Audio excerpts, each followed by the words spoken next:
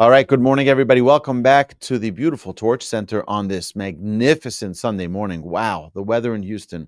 Those of you who are not in Houston are just missing out. This is what we live in Houston for, right? It's like the weather right now. It's just amazing, absolutely amazing. So while there's snowstorms elsewhere, while there's sleet storms elsewhere, it's like you come here and it's like 70 degrees. It's just like, wow. Okay. Either way, my dear friends, it is so wonderful to be here this Sunday morning and to study together another chapter of Kitzur Shulchan Aruch, of the abridged code of Jewish law.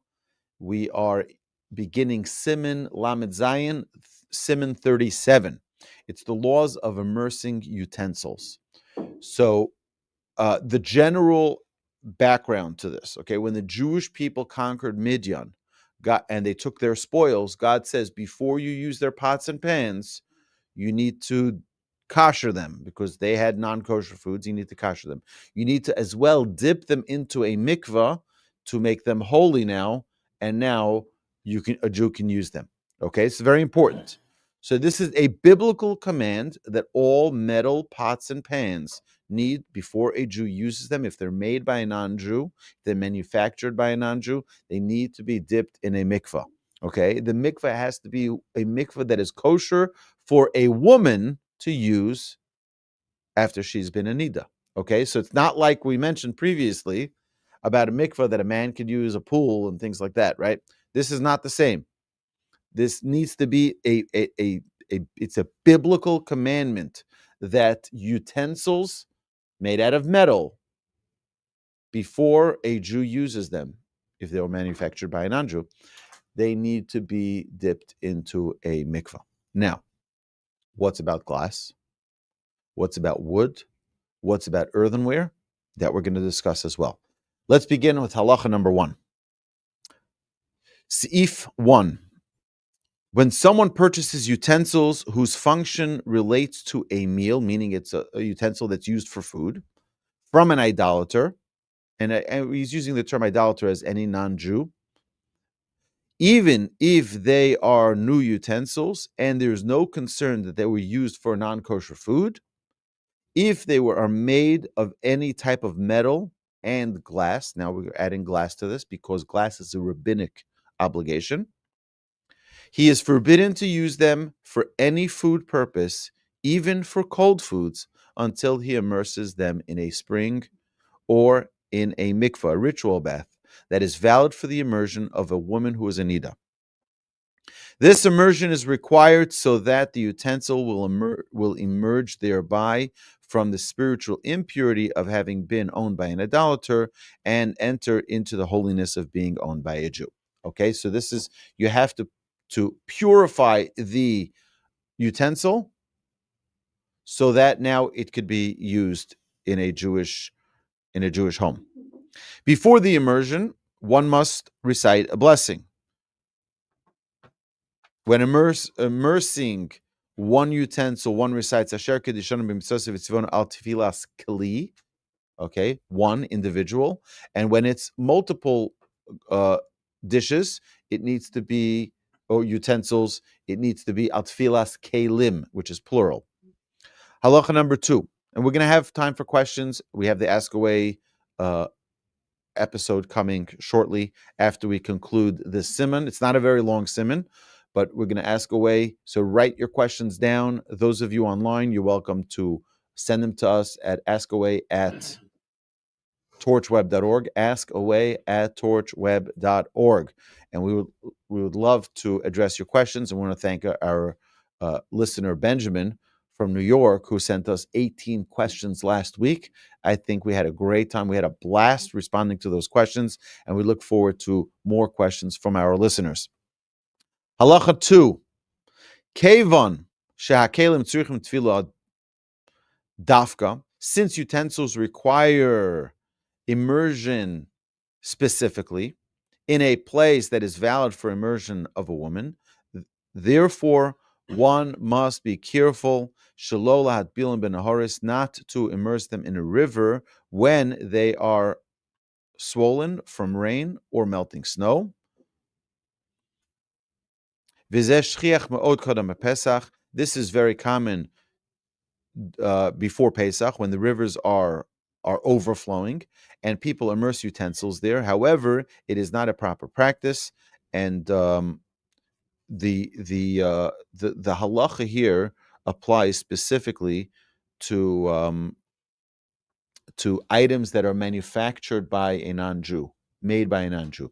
If they're manufactured by a Jewish company, even if the workers are non-Jewish, it's considered okay, and they do not need to be immersed. Now, what do you do with utensils? This is going to be a question I'm sure it's going to come up a lot, like these sandwich makers, utensils that have electrical components. We'll get to it. We'll deal with it later. It's not so simple because if you immerse those devices into the mikvah, it's going to kill the device, right? Like I recently bought a frother, right? A frother, and it says very clearly, there's a sticker right there on the bottom. Do not immerse in water. Do not use this in a dishwasher. Do not use it in, it's very explicit. You're going to put it in a mikvah, it's going to ruin it. So we have to have a solution to that. We'll talk about that soon. Halacha number 3, kli eitz. Wooden utensils do not require immersion. And if they have iron hoops or iron handles attached to them, they do require immersion, but without a blessing.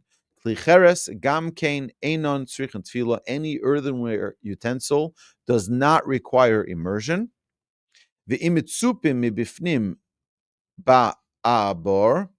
However, if they're coated only on the inside with lead, shekorin, glaze, okay, which is very common. We do have glaze. They are required for immersion without a blessing. Kli porcelain, as well as a porcelain dish. Okay, so there is a dispute whether or not earthenware today needs to have, if you do those, not china, but if you have those other types of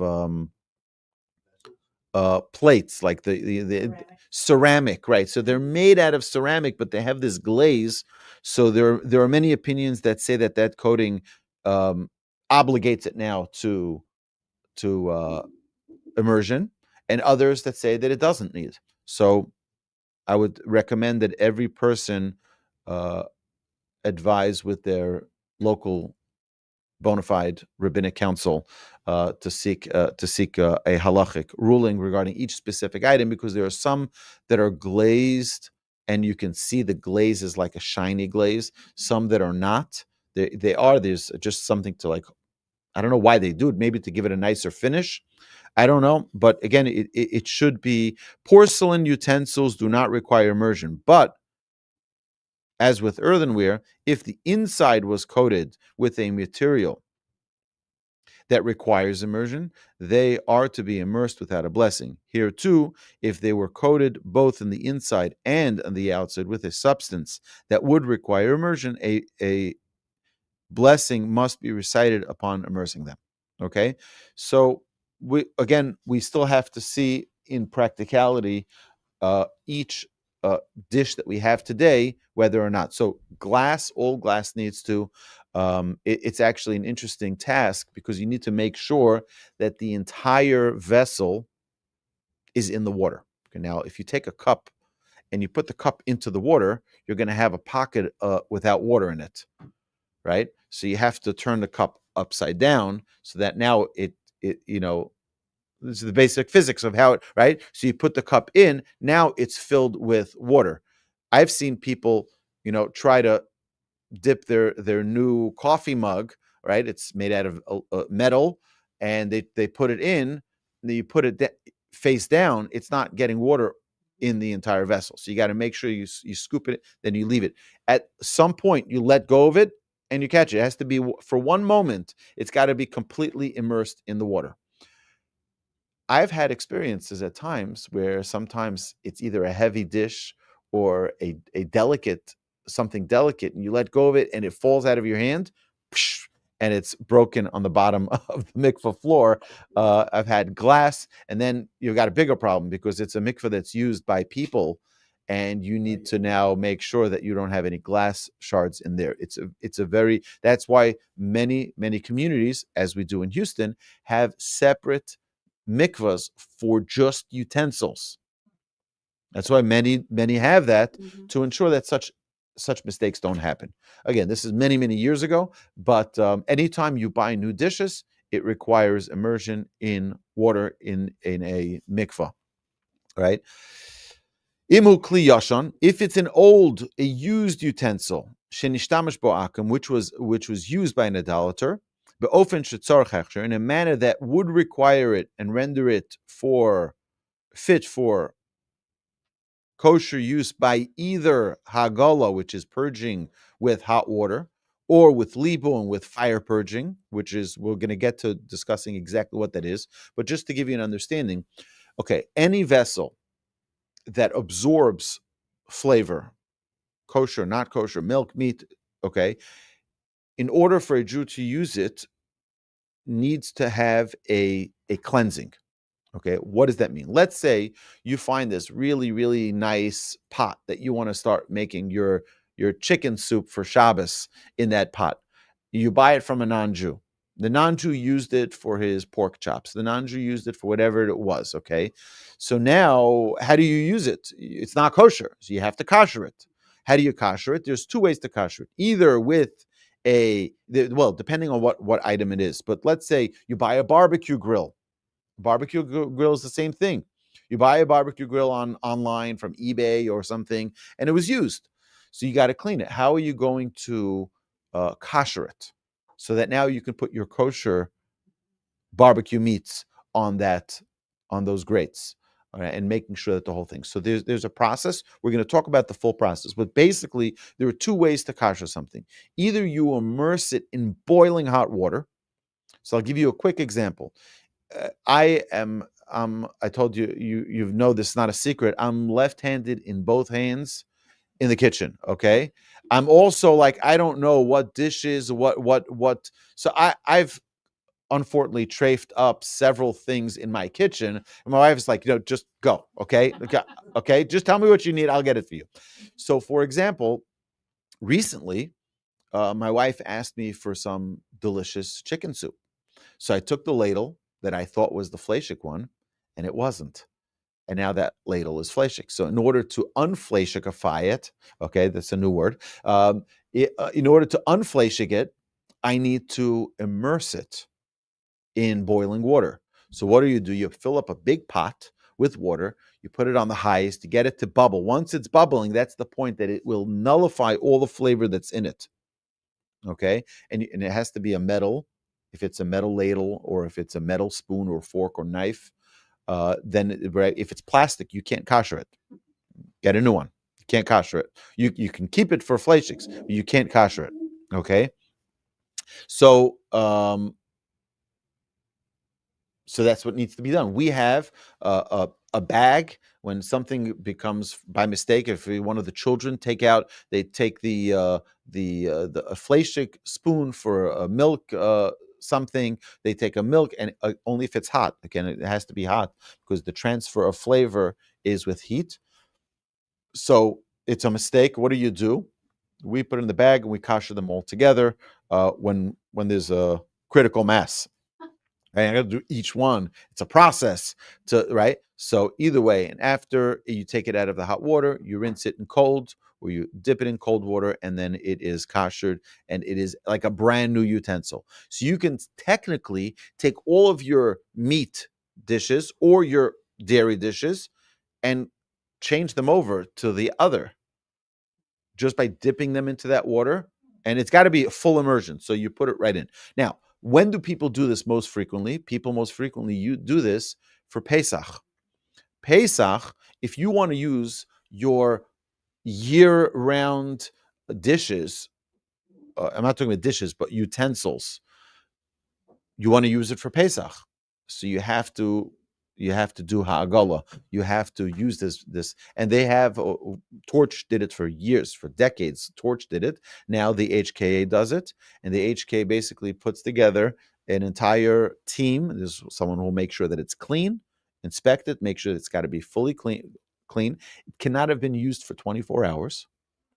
So you can't just, made a mistake, boom, drop it in the hot water. It doesn't work. You got to wait 24 hours, and then you can do that. Also, you have to ensure that there's nothing attached to it, like if there's no grease or nothing like that. It has to be really, really, really clean. Then they'll take it, they'll dip it in. After they dip it in to the hot water, they will then put it into cold water, and then it's yours to go, and it's now neutral. So you can now make that dairy, you can make it meat, you can make it parav, whatever you decide. Parav is not meat, not milk, it's in between. And so that's the process, and that's the two different types of kashering that are now for your countertops. And we kosher our countertops before Pesach. So you can do it in a number of ways, as long as you get it to a temperature where it burns out the any flavor that's there that would be in the countertop, or anything that's in there. So you can either do it with a steamer, you can do it with an iron, you can do it with hot water. All right, whichever one works for you, you can do, and that applies on the countertops, that applies on the backsplash, that applies on anything that has absorbed. Now, there are certain things that cannot be koshered. Okay, we'll get to this. So one must first render it fit for kosher use and then immerse it. Okay. So if you're buying a set of a barbecue grill from a non-Jew, you first have to kosher it, and then you have to put it into the mikvah. You don't do it right. First, you have to kosher it and make sure that it's able to be used for kosher use, and then you take it to the mikvah and immerse the grates. Okay, you don't take the whole barbecue grill, right? Just the part that's actually coming in contact with the food, which are the grates. Okay, halacha number 5: Imshal o sochar kli me'akum. If one borrowed or rented a utensil from an idolater, it does not require immersion. So you're renting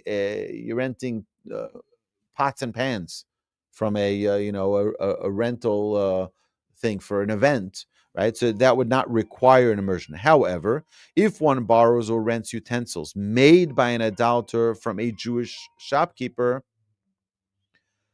they require immersion without reciting a blessing. And the shopkeeper should inform whoever will later purchase the utensil that it had been immersed previously, in order that the purchaser not immerse it a second time with a blessing. Because now, if the item had been already dipped in the mikvah with a blessing, it doesn't need to be immersed again with a blessing. Now the second person who recites it with a blessing is saying a blessing that's not needed, and that would be a violation of an unnecessary blessing. Okay, halacha number 6: Yisrael amachzik hute sheoisin sham klis choches. If a Jew has a factory in which glass utensils are manufactured, vapolim haim enum Yehudim, and the workers are non-Jews, hakelim shenasim shama tzrichim tevilah b'lo bracha, the utensils that are manufactured there require immersion without reciting a blessing. Now, this is specifically regarding glass.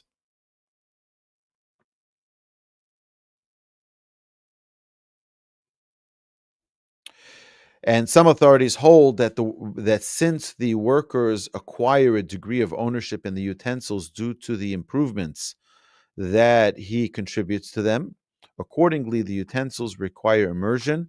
Others hold that the utensils remain under the complete ownership of the Jewish proprietor of the factory and therefore do not require immersion. The utensil must therefore be immersed, but a blessing should not be recited.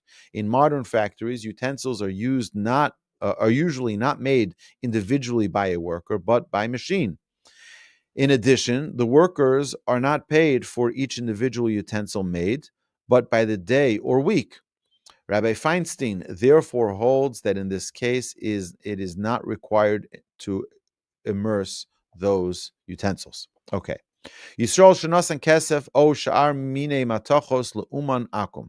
So a Jew goes to a craftsman and he says, "Here's my metal, here's my silver, and I want you to make something out of it." And the craftsman is an idolater, a non-Jew. Sheyasalokli, he asks him to make a utensil for him. I want you to make a what do you call those things? Spatula. I want you to make a ladle, right? I want you to make a goblet, whatever it may be. He wants him to make it for it. Or if he wants him to repair a utensil that has been cracked or had a hole, and the vessel on its own would not hold a revius measurement. The revius is about 3 ounces, between 3 and 5 ounces. Upon completion, the utensil also requires immersion, but without a blessing. Meaning, because now you made it back into a vessel. So now it's a new vessel, it would require another immersion. Okay, just a few more halachas. Halacha number 8.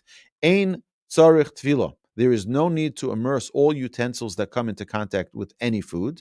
Ela kli shemishtamshin bo'al machal. Rather, only utensils that is used for food, that is ready to be eaten immediately.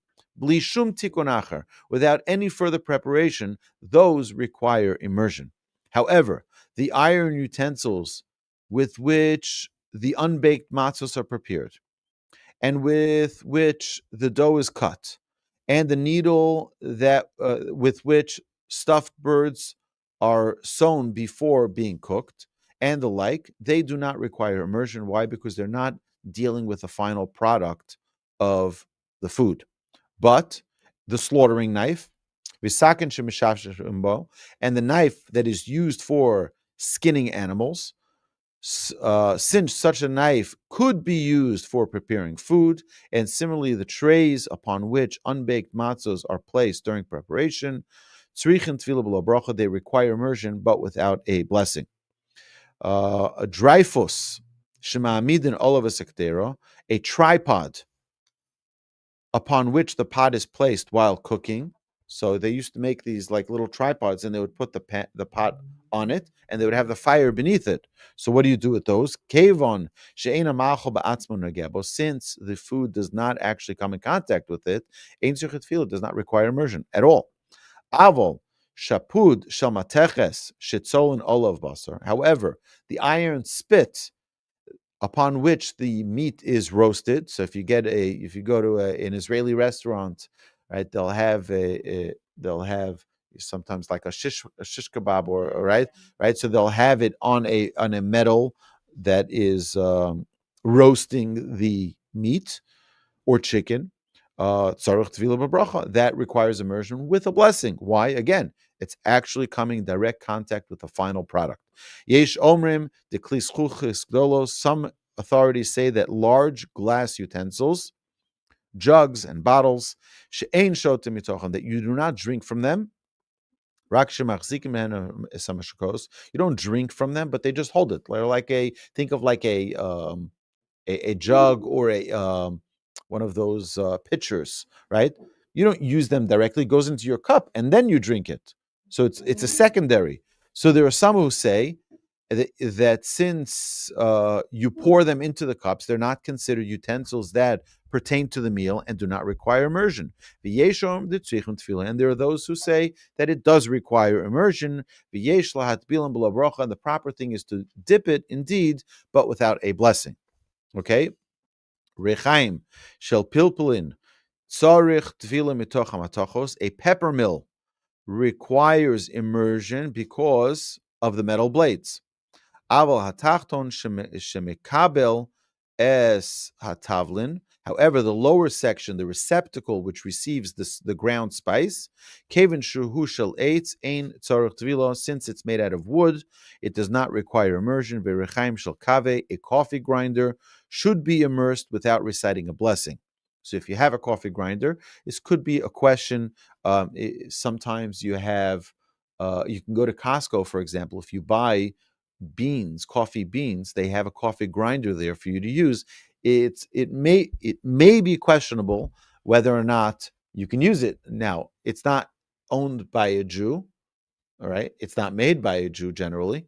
So, does it fall into the category that you're borrowing somebody's utensil for your beans? Okay, this is something that we can look into a little bit later. A coffee grinder, like the slaughtering knife, is mostly used for unfinished food, as the coffee must be cooked after it is ground. Nevertheless, since the grinder is occasionally used for other foods that can be eaten immediately after grinding, it requires immersion. So if someone, the question will come up, I'm sure, well, I only use it for grinding coffee. So now what? Right? So if it's indeed strictly only used for grinding coffee, like you do have in a Costco, it's possible that we should not need to immerse it. And if they're not going to immerse it, which they're not going to, then we probably should not be grinding our beans there. Okay. Halacha number 10. Just 3 more halachas, I believe. Yeah, 4 more halachas. We must take care that the vessel before immersion be completely clean. Shouldn't have any dirt, shouldn't have any rust. If there's just a remaining mark of the rust, and it's been removed, or there's a mere blackness on whatever this is, it's an old pot, whatever it is, it's fine. If it is normal and you're not objected to that coloring, to that miscoloring, it does not interfere with the immersion, and it is fine. Now, stickers that you have underneath the bottom of glasses, when you buy a new glass, it'll be like a manufacturing sticker or a price sticker. That's got to be taken off. That would be considered an interference between the water or a barrier between the water and the object and the vessel. You only need to dip it one time. It needs to be completely immersed in the water. And a vessel that has a handle.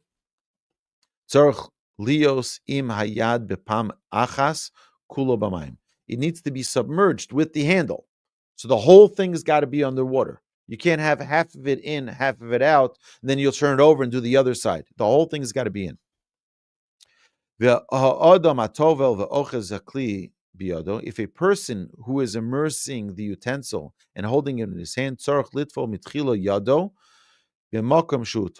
he says, instead of letting go and sometimes losing some, he says, dip your hand in first into the mikvah, and then you can hold on to it. You first dip your hand into the water where he will immerse the utensil, and he should not grasp the utensil with force, but rather with an average grip, a loose grip.